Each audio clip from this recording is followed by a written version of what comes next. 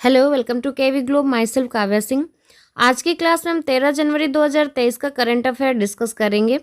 और आज की क्लास में जो क्वेश्चंस हमने कवर किए हैं उनके इनसाइड टॉपिक हैं ऑस्कर 2023 राष्ट्रीय युवा दिवस, कुमारकोम और बेपोर, भीतरकनिका राष्ट्रीय उद्यान, हेनली पासपोर्ट इंडेक्स 2023, दुनिया की सबसे बड़ी हॉकी स्टिक, भारत का पहला 5G सक्षम ड्रोन, नासा का नया चीफ टेक्नोलॉजिस्ट, भव्य सांस्कृतिक कार्यक्रम सुर सरिता सिम्फनी ऑफ गंगा।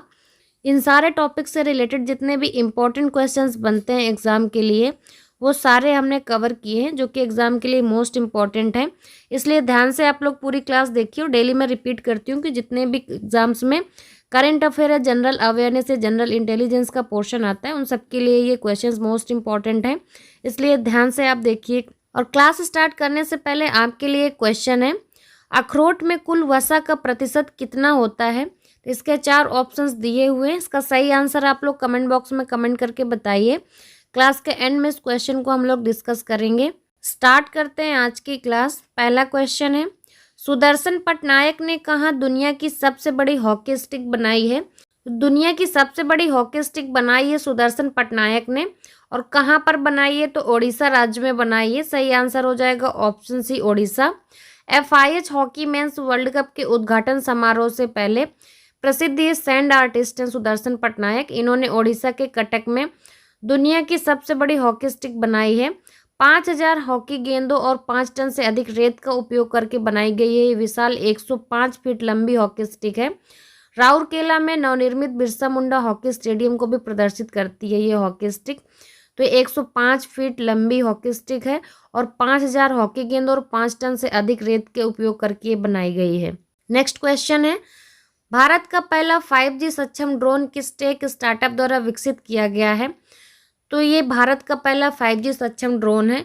ये विकसित किया गया है IG ड्रोन्स द्वारा। सही आंसर हो जाएगा option C, tech startup firm IG drones. यानी कि IG ड्रोन्स ने हाल ही में भारत के पहले 5G सक्षम ड्रोन को विकसित किया जो वर्टिकल टेक ऑफ और लैंडिंग में सक्षम है।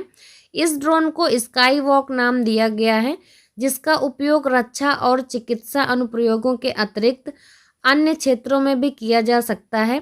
यह ड्रोन एक बार में 10 किलो का पेलोड लेकर लगभग 5 घंटे तक उड़ान भर सकता है। ये ड्रोन अपनी अधिकतम गति से 100 किलोमीटर की यात्रा 12 से 15 मिनट में तय कर सकता है। IG ड्रोन्स भारत की एक ड्रोन सर्वेक्षण, मैपिंग और इंस्पेक्शन की सुविधा प्रदान करने वाली टेक कंपनी है। क्लास अच्छी लग रही हो तो क्लास को ज़्यादा से ज़्यादा शेयर करते जाइए आप लोग। नेक्स्ट क्वेश्चन है, हाल ही में हेनली पासपोर्ट इंडेक्स 2023 जारी किया गया है। इसमें भारत की रैंक क्या है? तो ये जो हेनली पासपोर्ट इंडेक्स है ये 2023 का जारी कर दिया गया है हाल ही में। इसमें भारत की रैंक 50वीं है। सही आंसर हो जाएगा option D. Henley passport index 2023 में जापान के पासपोर्ट को प्रथम स्थान मिला है। जापान लगातार 5वें साल अपने टॉप पोजीशन में है। यानी कि पिछले 4 सालों से लगातार जापान जो है टॉप पर था। भारत के पासपोर्ट को इस रैंकिंग में 50वां स्थान मिला है, यानी कि 85। रैंकिंग में फ्री वीजा एंट्री को आधार बनाया गया है। सिंगापुर और साउथ कोरिया इस रैंकिंग में संयुक्त रूप से दूसरे स्थान पर हैं। US का पासपोर्ट इस लिस्ट में 7वें स्थान पर है। और हेनली पासपोर्ट इंडेक्स लंदन स्थित हेनली एंड पार्टनर्स द्वारा प्रतिवर्ष तैयार किया जाता है, जो कि हेनली पासपोर्ट इंडेक्स लंदन में स्थित है। हेनली एंड पार्टनर्स ये जो है हर साल तैयार करता है। नेक्स्ट क्वेश्चन है, नासा ने किसे अपना नया चीफ टेक्नोलॉजिस्ट नियुक्त किया है? तो जो नासा के नए चीफ टेक्नोलॉजिस्ट नियुक्त किए गए हैं ये हैं AC चरणिया। सही आंसर हो जाएगा ऑप्शन ए। भारत अमेरिकी एरोस्पेस एक्सपर्ट AC चरणिया है। इनको नासा के नए चीफ टेक्नोलॉजिस्ट के रूप में नियुक्त किया गया। उन्हें नासा के मुख्यालय में कार्यक्रमों और प्रौद्योगिकी नीति के प्रमुख बिल नेल्सन के मुख्य सलाहकार के रूप में नामित किया गया है। इससे पहले वो रिलायबल रोबोटिक्स के उपाध्यक्ष के रूप में ये काम किया इन्होंने। साथ ही ब्लू ओरिजिन के साथ भी काम किया है।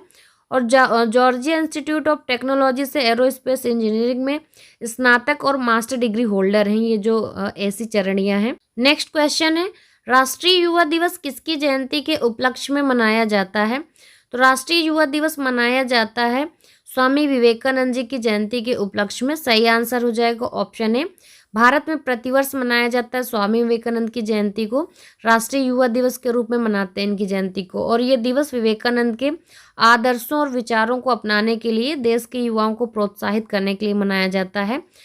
स्वामी विवेकानंद ने 1893 में शिकागो में धर्म संसद में अपना प्रसिद्ध भाषण दिया था। स्वामी विवेकानंद का जो जन्म हुआ था 12 जनवरी 1863 को हुआ था। उनका जो मूल नाम था वो नरेंद्र नाथ दत्ता था। और स्वामी विवेकानंद का जो निधन हुआ था वो 4 जुलाई 1902 को बेलूर मठ हावड़ा में हुआ था। नेक्स्ट क्वेश्चन है, भव्य सांस्कृतिक कार्यक्रम सुर सरिता सिम्फनी ऑफ गंगा किस शहर में आयोजित किया जाएगा? तो ये सुर सरिता सिम्फनी ऑफ गंगा एक कार्यक्रम है, ये सांस्कृतिक कार्यक्रम है, ये आयोजित किया जाएगा वाराणसी में। तो सही आंसर हो जाएगा ऑप्शन सी। पीएम मोदी 13 जनवरी को यानी कि आज वाराणसी में दुनिया के सबसे विस्तारित नदी क्रूज एमवी गंगा विलास का शुभारंभ करेंगे।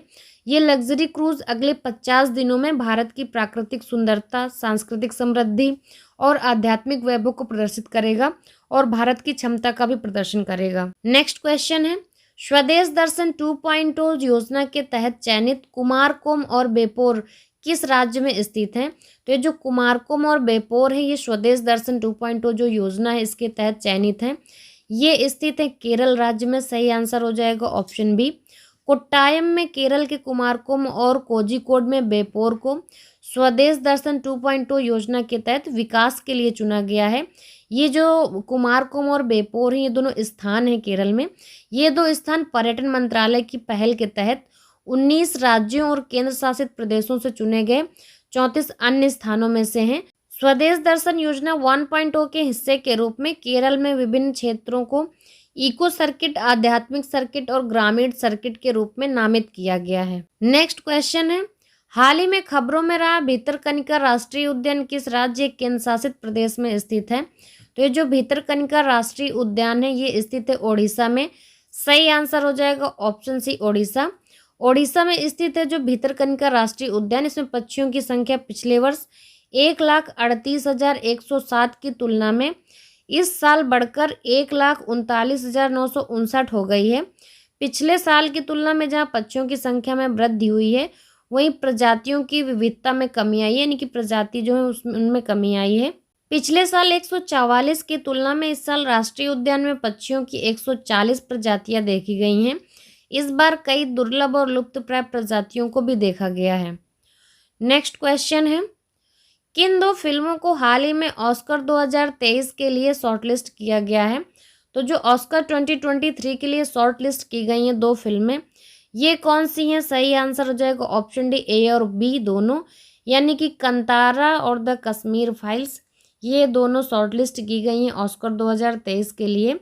हाल ही में academy of motion pictures arts and sciences ने ऑस्कर के लिए जो योग्य 301 फीचर फिल्में इनकी सूची जारी की है और इस लिस्ट में जो भारतीय फिल्मों ने अभी जगह बनाई है उनमें एस राजामौली की RRR है, संजय लीला भंसाली की गंगूबाई काठियावाड़ी है और विवेक अग्निहोत्री की द कश्मीर फाइल्स है और ऋषभ शेट्टी की कंतारा शामिल है। और इस लिस्ट में गुजराती जो फिल्म है छेलोसो, इसने भी अपनी जगह बनाई है। क्लास के स्टार्टिंग में आपसे क्वेश्चन पूछा था कि अखरोट में कुल वसा का प्रतिशत कितना होता है, यानी कि अखरोट में कुल कितना फैट होता है। तो इसका सही आंसर है ऑप्शन डी 68.4%, यानी कि 68.4% अखरोट में वसा होता है। और कल की क्लास के स्टार्टिंग में आपसे क्वेश्चन पूछा था कि आईपी का फुल फॉर्म क्या होता है। तो आईपी का फुल फॉर्म होता है इंटरनेट प्रोटोकॉल। इसका सही आंसर दिया है प्रीति दिवाकर जी ने। कल की क्लास के एंड में आपसे जो क्वेश्चन पूछा था वो था जनवरी 2023 में किसे अवार्ड फॉर ग्लोबल लीडरशिप से सम्मानित किया गया है। तो ये मुख्य न्यायाधीश DY चंद्रचूड़। सही आंसर है ऑप्शन ए का सही आंसर दिया इस क्वेश्चन का इंदु त्यागी, निक्कू, कुंदन कुमार, अनुष्का सिंह, प्रीति दिवाकर, अभिषेक पासवान, बिरजू कुमार, मोहित कुमार, इन सब लोगों ने इस क्वेश्चन का एकदम सही आंसर दिया है।